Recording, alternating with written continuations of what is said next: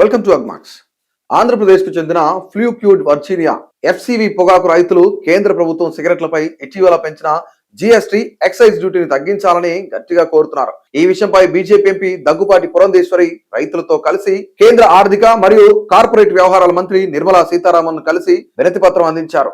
సిగరెట్లపై జిఎస్టీని 28 నుంచి 40% పెంచుతూ ఈ నిర్ణయం ఫిబ్రవరి 1 నుంచి అమల్లోకి రానున్న నేపథ్యంలో దీనివల్ల పొగాకు ఉత్పత్తుల అమ్మకాలు తీవ్రంగా పడిపోతాయని రైతులు ఆందోళన వ్యక్తం చేస్తున్నారు. ముఖ్యంగా ఆంధ్రప్రదేశ్, కర్ణాటక రాష్ట్రాల్లో పొగాకు సాగు విస్తృతంగా ఉండడంతో ఈ పన్నుల పెంపు రైతుల ఆదాయంతో పాటు పొగాకు పరిశ్రమ, ఎగుమతులు, అలాగే ఈ రంగంపై ఆధారపడిన వేలాది మంది కార్మికుల ఉపాధిపై తీవ్ర ప్రతికూల ప్రభావం చూపుతుందని వారు వివరించారు. ప్రస్తుతం రైతుల వద్ద 40 నుంచి 50 మిలియన్ టన్నుల పొగాకు నిల్వలు ఉండగా పన్నుల భారం పెరిగితే ఫిబ్రవరి, మార్చిలో జరిగే పొగాకు వేలాల్లో కొనుగోలుదారులు ఆసక్తి చూపకపోవచ్చని, దాంతో ధరలు మరింత కొప్పుకూలే ప్రమాదం ఉందని తెలిపారు.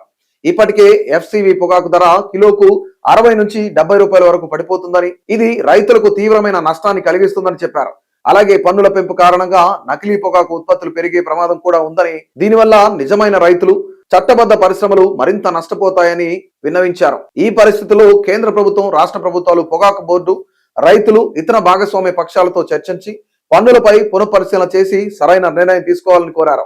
రైతుల జీవనోపాధి పరిరక్షణ, దేశీయ పరిశ్రమల బలోపేతం, పొగాకు ఎగుమతుల పెంపు, అలాగే ఈ రంగానికి దీర్ఘకాలిక స్థిరత్వం కల్పించే దిశగా తగిన చర్యలు తీసుకోవాలని విజ్ఞప్తి చేశారు.